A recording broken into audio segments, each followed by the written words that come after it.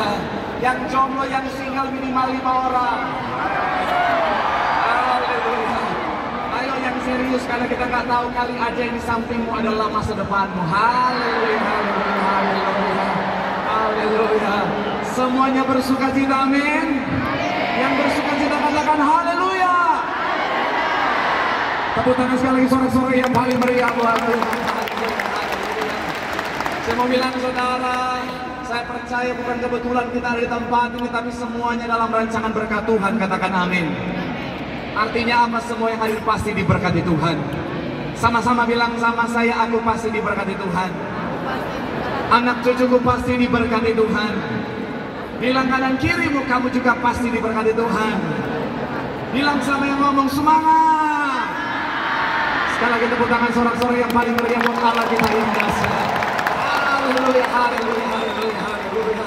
Saudara perhatikan tadi saudara apa yang disampaikan oleh yang terkasih Pak Pendeta Teddy menjelaskan bahwa apa saudara, di akhir zaman kita harus hidup dalam yang namanya pertobatan saudara. Kenapa? Karena tanpa pertobatan kita tidak bisa menerima yang namanya keselamatan yang sebenarnya sudah Tuhan sediakan bagi setiap kita. Itu kenapa gembala sidang kita selalu menyuarakan tentang apa?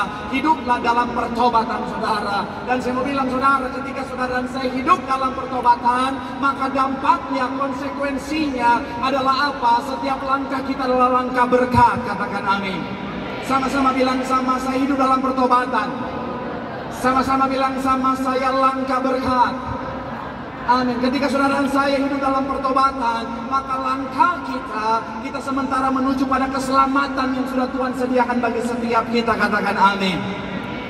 Tapi sekali lagi saya mau bilang saudara, ada kabar buruk saudara buat kita yang berjalan dalam pertobatan. Maksudnya apa Pak Pendeta? Ketika kita berjalan dalam jalan keselamatannya Tuhan, ketika kita hidup dalam pertobatan, ketika kita berjalan dalam jalan kebenaran, iblis gak senang kita diberkati Tuhan. Iblis gak senang kita mencapai rancangan keselamatan yang sudah Tuhan sediakan bagi setiap kita. Itu kenapa saudara, kita yang sudah hidup dalam pertobatan, pastikan kita berjaga-jaga, pastikan kita selalu sadar dan waspada. Sama-sama bilang sama saya sadar.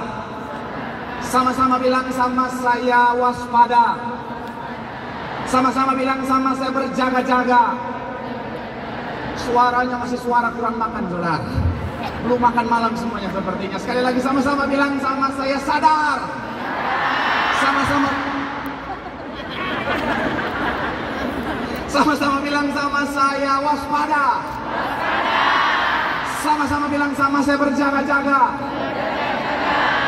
Amin. Kenapa? Karena 1 Petrus 5:8 berkata, iblis berjalan sama seperti singa yang mengaum-ngaum, yang mencari orang yang dapat ditelannya. Siapa yang mereka yang dapat ditelannya? Itu adalah mereka yang tidak sadar dan tidak berjaga-jaga. Saudara dan saya, kalau kita nggak sadar, kalau kita nggak berjaga-jaga, maka iblis akan menjadikan saudara dan saya sebagai sasaran empuk untuk dihancurkan, untuk dijatuhkan. Maka sekali lagi saya mau bilang saudara, pastikan apa dalam kehidupan setiap kita, siapapun kita, apapun latar belakang kita, apapun profesi setiap kita, pastikan apa sebagai anak Tuhan kita sadar dan berjaga-jaga. Kenapa? Karena iblis setiap detik, apalagi makin dekat dengan yang namanya akhir zaman, dia akan kerja ekstra untuk menjatuhkan saudara dan saya, untuk mencoba menggagalkan saudara dan saya mencapai rancangan keselamatan yang sudah Tuhan sediakan. Tapi kabar baiknya saudara, ketika kita selalu sadar dan berjaga-jaga, kapanpun serangan itu datang, kita siap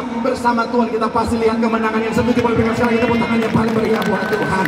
Sekali lagi sama-sama bilang sama saya sadar. Sama-sama bilang sama saya berjaga-jaga. Sama-sama bilang sama saya siap. Sama-sama bilang sama saya, bersama Tuhan kita akan melihat kemenangan. Sekali lagi tepuk tangan sorak-sorai yang paling dahsyat buat Allah kita yang luar biasa. Haleluya, haleluya, haleluya. Dan saya mau bilang saudara, bicara tentang salah satu kunci untuk berjaga-jaga di akhir zaman adalah senantiasa hidup di dalam menyatu dengan tubuh dan darah Yesus. Dan itu akan dijelaskan selanjutnya oleh yang terkasih Pak Pendeta David semua.